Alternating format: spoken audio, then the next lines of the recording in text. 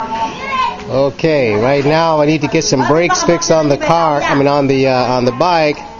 So we're gonna pay 50 pesos. Let's see, 44.4 is $1, and then he include the labor. So I said, well, how about 40? But he says, oh, the parts are 40. So I need 10 for labor. So you figured out, well, that's about 25 cents. Okay, I can afford that too. So we're gonna get our brakes fixed and keep going. Now look at this. Here's the chest. Let's see who was cheating and who was the winner.